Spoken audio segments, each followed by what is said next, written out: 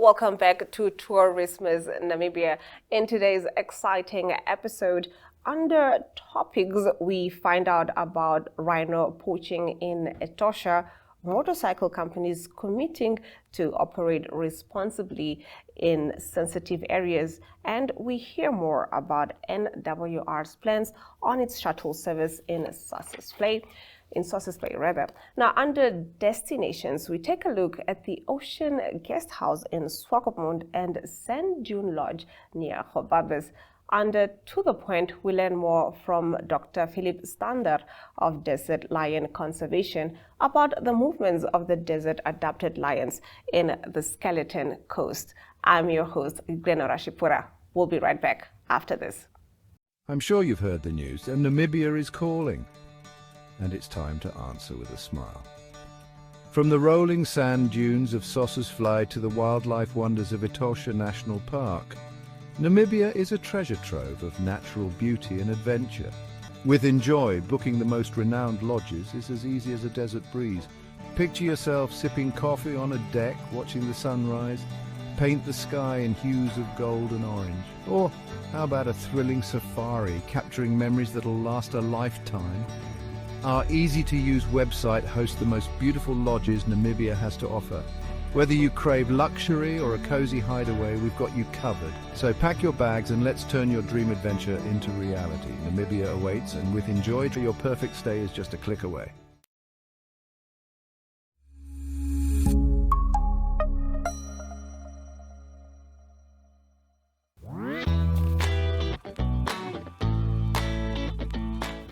Getting in our topic, starting us off, a total of 46 rhinos have been lost in poaching in the Etosha National Park, of which 35 are black rhinos and 11 are white rhinos.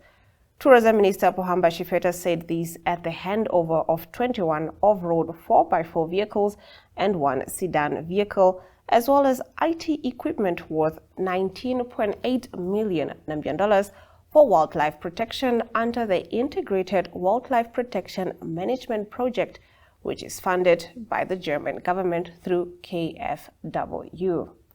Shifeta said that while they have reassessed their strategies, bolstered their staff numbers, carried out anti-poaching training, and are currently investing in constructing new ranger stations, the fight against organized international poaching syndicates remain a daunting challenge, as long as the international demand is not drying up.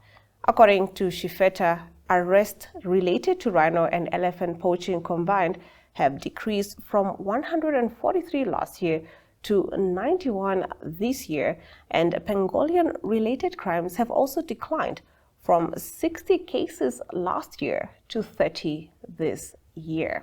Now, we obviously do hope that poaching declines through the coming years, not only in Namibia, but also internationally. Now, moving on, two Namibian motorcycle tourism companies have joined the Tourism Supporting Conservation Trust, TOSCO, and signed a pledge to operate in a responsible manner, taking care to avoid harming the sensitive areas in which they operate. Off-road motorcycle tourism in northwest Namibia has repeatedly made negative headlines in recent years. Ultimate Safari's Conservation Travel Foundation engaged with the biker community, whereupon the two motorcycle tourism companies, Fresh Lion Africa Motor Adventures by PD Stuurman and Untamed Adventures and Tours by Dirkie Bart, agreed to change the bad reputation for the better and sign the responsible motorbiking pledge that was developed. Now, this is definitely a step in the right direction. Do let us know what you think of this positive step in the comments. Now, getting into our next topic, Namibia Wildlife Resorts has announced that effective this week, there will be an essential change in its shuttle service operations in the Sossusvlei area. NWR this week said it will cease to operate the shuttle from the 2x4 area in Sossusvlei and will now exclusively run the shuttle from the Cesrium campsite.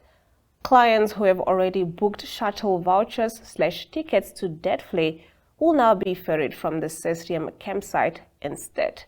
Similarly, interested clients are requested to also buy their shuttle tickets at the Sesrium campsite, which also will be departing from the Sesrium campsite. Now, spokesperson of NWR, Nelson Ashipala, tells us more. Let's take a look. My name is Nelson Ashipala. I'm the manager for corporate communications, online media, and MICE at Namibia Wildlife Resorts. Now, yes, the news is true. We are changing our course of doing driving or course of transporting activities within the Sossusvlei area. Technically, we were always operating from the 2x4 area to ferry clients into the Deadflay and so forth. So one might remember that the concession was given to a different service provider. So we had to relook at perhaps our way of doing things, our modus operandi. So from now on, we'll be operating from the Sesame campsite. The Sesame campsite is basically just at the door, just at the gate before one enters the park. Now, this decision is obviously it's a hard one, but it's going to be on a trial basis to see if it might work. Many of our clients have asked us very important questions, questions such as whether there will be any stops along the way, or whether looking at the distance between where we are operating and where we should be dropping off clients, whether there'll be enough time. So all these are systems which we are testing to ensure that we still offer the great experience. If it's not working, we might have to engage our stakeholders, your ministers and so forth, to just see how we can try to find a working formula that will not hamper our services, and that will also not hamper our clients who have already pre-booked for the next 2 years. For example, tour operators, just to ensure that we do not hamper their operation matters. So I think from our side, it's just to drive the commitment. It's just to drive the commitment, or drive the message of commitment to our clients to say NWR will still be operating. Obviously, this time a longer distance of transporting, but let's just see how it goes. So I think from our side, our request is we are asking for feedback from our clients, feedback on whether the current system works, because that's what we'll be using to leverage and to ensure that we offer quality services across the board. Thank you. How will self-drive tourists be able to operate? Will they still be able to go in? So yes, self-drive tourists. So what we expect them to do is we expect them to park their vehicles at Sesame campsite. We have demarcated an area for them to be able to park their vehicles, jump in and hop in with us, and then also drive off. Now we should remember there's also a little advantage to this. NWR has that 1 hour advantage of ferrying clients inside of the park. The 1 hour advantage still remains. So one will still be able to catch the sunrise, and one will still be able to enjoy the flora and fauna that is found within perhaps one of the biggest wonders of the world. All right, that concludes our topics. On the other side of the break, we take a look at what's headlining our destinations. Explore the beauty of Namibia with our car rentals. From wide open spaces to the plains of Namibia's national parks. Enjoy the freedom of the open road. Go anywhere you want, whenever you want. We've got you covered, even in the most remote locations. Visit our website and see what we have to offer.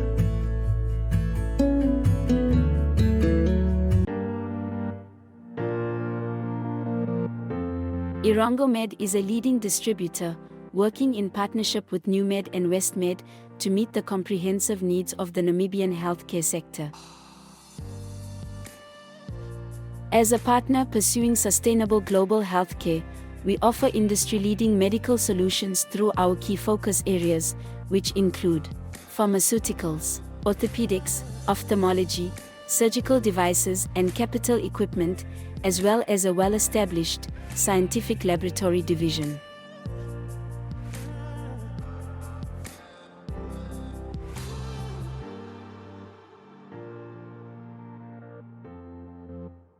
In healthcare, Irongomed is committed to making a difference. What about you?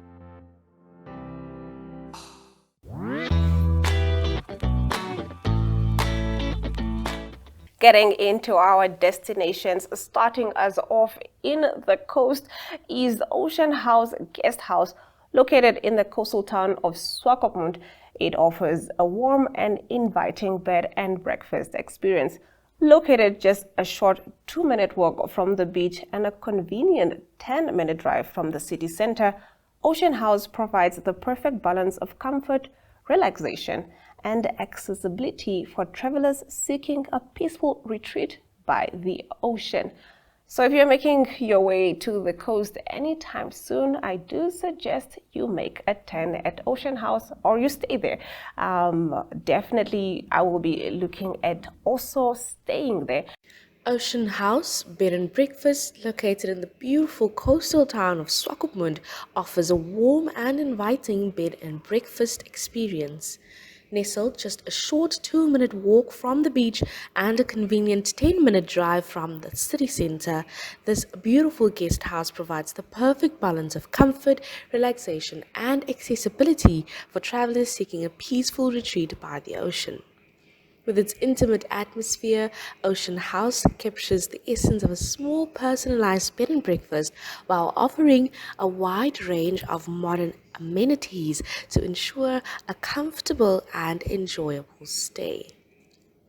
The property features over 10 well-appointed rooms, including 8 double twin rooms with either beautiful garden or a serene ocean view. Not forgetting 5 spacious family rooms that overlook the lush garden.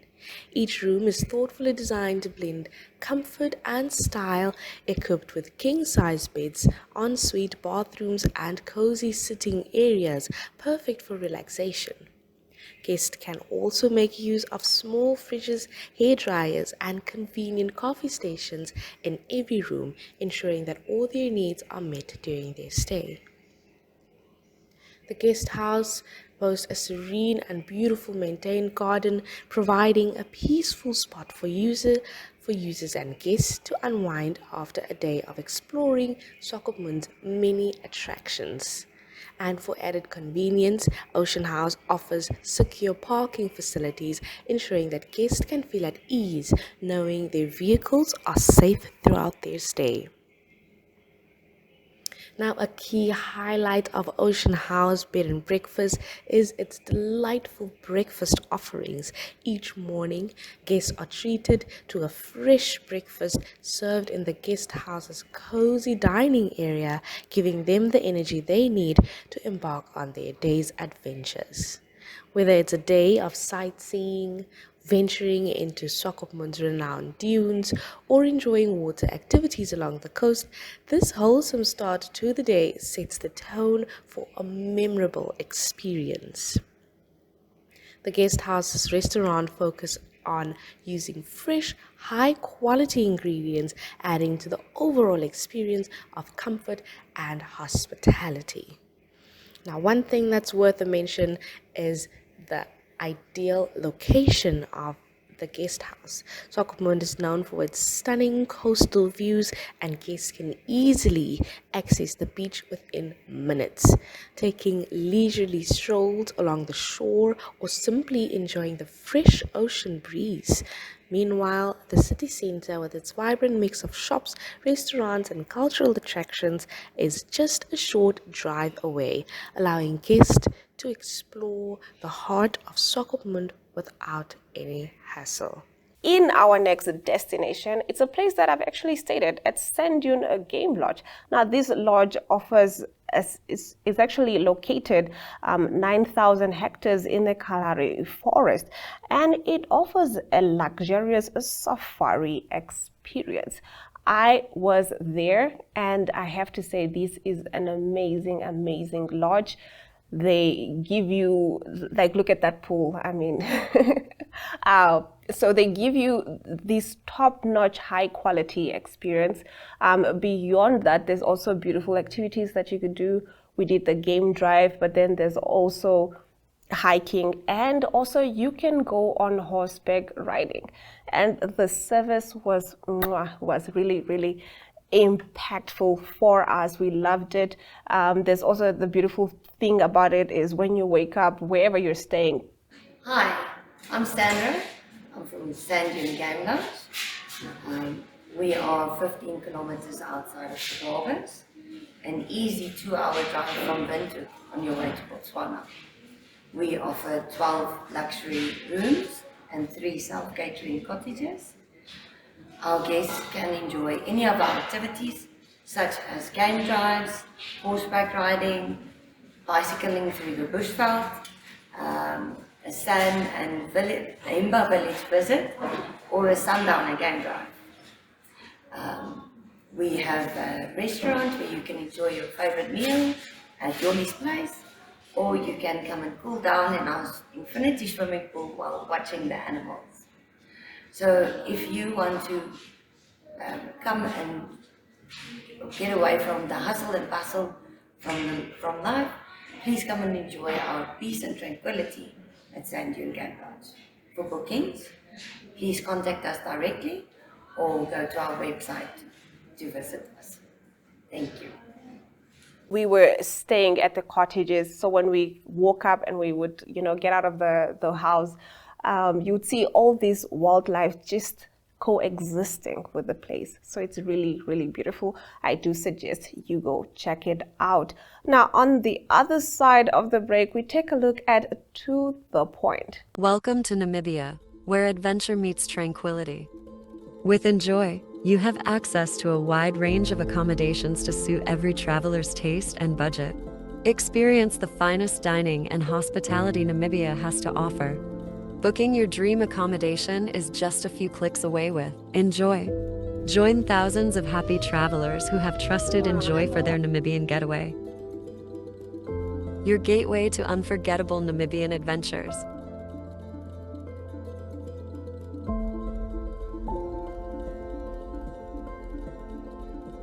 Visit us today at enjoy.my.na.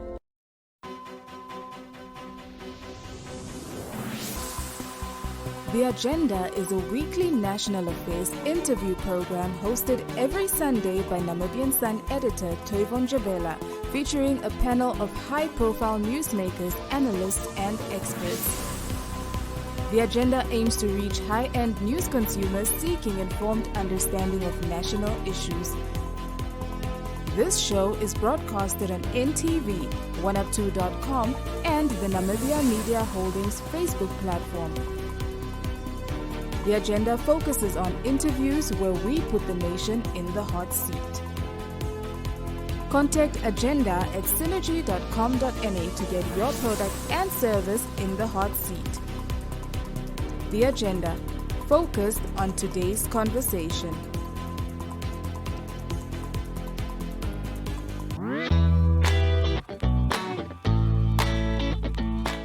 Now, getting to the point, for nearly 40 years, Dr. Phillip Stander of Desert Lion Conservation has meticulously gathered ecological data on the population dynamics, behavior, and movements of these desert-adapted lions in the Skeleton Coast region. Now, one of the most remarkable stories from the current population is that of Charlie, an orphaned lioness who has not only survived but thrived in this harsh environment. You can find out more in this video by INEOS Grenadier. Let's take a look. The greatest thing that happened to me as an individual, I believe, was the introduction to science and using that with these animals that I love so much. My name is Phillip Eugene Stander. In Namibia, over time, people just started calling me Flip.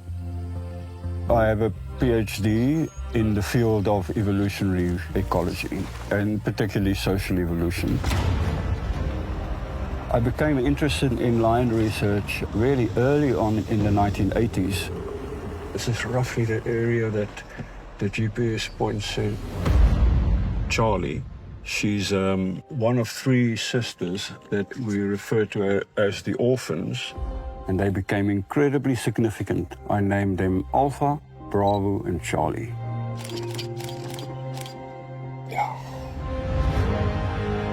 Charlie makes me feel like a daughter that I never had. She's just this wonderful young lioness.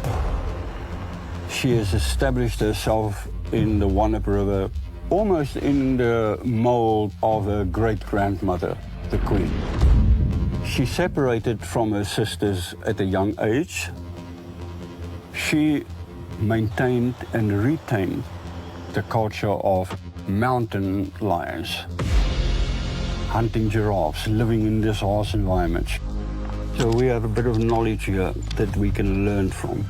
Geological formations here creates a natural funnel where the animals have to move through. Life in this area is mostly hard. The Wannep catchment area is an incredibly important area ecologically. It's completely arid. So this is the mountain desert, which requires a completely different skill level. And as I was able to radio collar them, then we could see the animals are moving beyond. And they operate on that level, on top and down. And that's how they move between these mountains. And that's like a whole new three-dimensional world almost. Yeah, the male lion he was lying here yesterday, not far from here, but during the night he crossed, going down the Wannep. Following the lions, obviously in the terrain is quite challenging. Yeah, I started understanding how the lions were living in this area. It quickly became apparent I need to do the same. You know, they are moving up these incredible mountain valleys and slopes. I needed to adapt. I needed to have a vehicle. Last night we monitored the movements of Charlie and we used the GPS position to come to the location here, but then we couldn't find her. We've now picked up her tracks. She's still with the male. And they're walking upriver. So we've got this young male lion, and then we fitted a satellite collar to him, and he slowly found his way into the Wannep. Then met up with Charlie. That is the future. Of course, it would be amazing if she conceived and can raise a couple of youngsters. We have the ability to help the lions do what they do best and live in this harsh environment. In my mind, Charlie holds the key. My real dream and hope for her is to reconnect with her sisters. She and her sisters meet, they share the knowledge and they join the culture. So together, working with Charlie, I believe she's built for more. And with that, we have come to the end of yet another exciting edition of Tourismus Namibia. From me, Glenn Norashipura, until next time, and I hope to see you at one of our wonderful destinations.